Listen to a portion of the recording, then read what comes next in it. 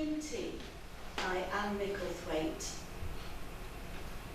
It is 1928 and two people have just finished afternoon tea. The Selkirk Arms is noted for its hospitality.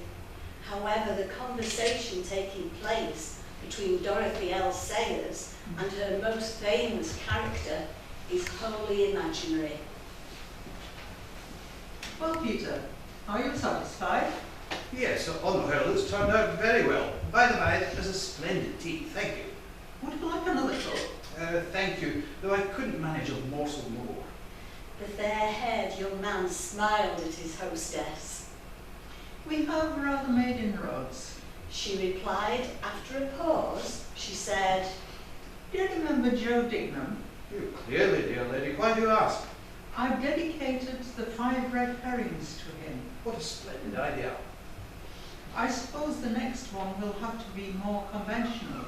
Oh dear, what have you brought me in now? Don't worry, it won't be too romantic. Speaking of which, am I ever going to win Harriet, Anne? Oh yes, my lord. Wooed, wed, and offspring. You relieve my mind. And the latest adventure? It might possibly involve bell ringing, either that or advertising. Diverse to say the least. Speaking of absent partners, where's Mac? Gone off with the Oppenheimers on an artistic expedition to Kirkcudbright. I don't expect them back until the light fails. The author smiled fondly, and Lord Peter appeared to grow shadowy for a moment. Then he brightened and said, Well, I'd better be off. One to school's about late. Yes, well, I'd better go too.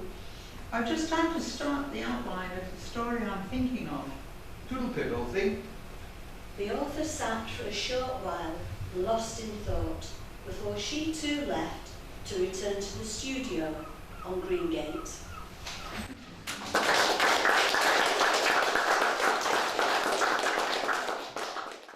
Hello everyone, I'm Anne Micklethwaite, and we were asked to say why we wrote, and I have thought about this and I really can't tell you. It's an almost alchemy, yes, it is a bit of alchemy, I think, between the brain and the body. There's what your eye sees, there's what your mind makes of it, and then it's the eye-to-hand cooperation to get the words down on paper. And that's really all I can sort of say about the method or reason that I write. The words are in the mind, they need to come out, and you're left with stories and poems. I joined Storytelling Writers some years ago when I moved to Kirkcudbright, and through them I became aware of the courses that John Dean ran here in the gallery. And this first piece that I'm going to read is about this extraordinary place, which it is, this gallery. It is extraordinary. And it is called Still Life in Gallery 1. Good morning. Is this the first visit? Is this your first visit to the gallery? Elizabeth Ellis smiled at the young woman who had just greeted her. Yes, it is. We heard that it had opened and thought we'd paid a visit. Would you like a list? I'm afraid the printed catalogues are still at the printers, a technical glitch of some kind. Never mind, I dare say this will give me some information about the artists. Yes, it does. Elizabeth smiled as she accepted the typed list the attendant held out to her. Stan Ellis smiled at the attendant as he followed his wife into the gallery 1. He wasn't expecting to see much of what he really liked. He would derive more enjoyment from watching his wife's reaction to the works on display. As they approached the far corner of the room, Stan wondered if he would be able to afford the set of bowls she'd been so taken with. The blue inside almost matched the shape of her eyes.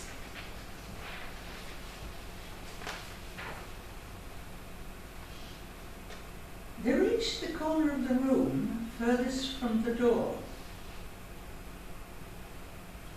I'm not sure about this seated figure, and I can't find anything about it in this list. What don't you like about it? Stan glanced at the figure before turning to his wife. Why is it masked, Stan? Some idea of the artist, Stan suggested, while taking a closer look at the figure. He smiled and took his wife's arm. We don't have to stand gawping at it, love. Look, there's something that might better suit us. The small pastel of spring flowers in a bronze jug seemed to glow with a vitality all of its own. It certainly captured Elizabeth's attention. Before he left the gallery, Stan approached the attendant. I think there may be something wrong with the seated figure in the corner. If I'm right, the people who deal with it may need to know I'm in the cafe. Please give them this. He gave her his business card. Thank you, sir. I'll see what I can do. She glanced at him and nodded. Stan watched as the attendant hurried across the gallery before going to join his wife, who was waiting for the lift. They went up one floor to the restaurant. An appetizing scent met them as Stan held the door open for Elizabeth. They went in and chose a table overlooking the park. Somewhere nearby, the clock struck 1.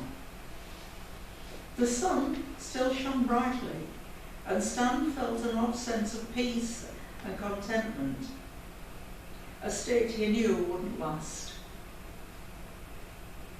It was Elizabeth who saw the first police car. It passed silently, with just the blue lights flashing. As it passed, she wondered where it was going. Stan noticed the lights reflected in the window as the car turned the corner. He sighed inwardly. As Elizabeth passed his refilled cup, they didn't speak, but something in the atmosphere between them had changed. Maybe the cause had been the car with its flashing lights, or the still unexplained unease they both felt on seeing the seated figure in Gallery 1. Stan sighed inwardly again as he took a sip of his tea. He glanced at Elizabeth and she smiled at him. Suddenly they became aware of the young uniformed police officer approaching their table. Sorry to interrupt. Would it be possible to have a word, sir? Yes, if you'll give me a moment to give my wife the car keys and to pay the bills. No problem, sir. Elizabeth turned to her husband before saying with a wry smile, "Well, Inspector Stan Ellis, I just can't take you anywhere."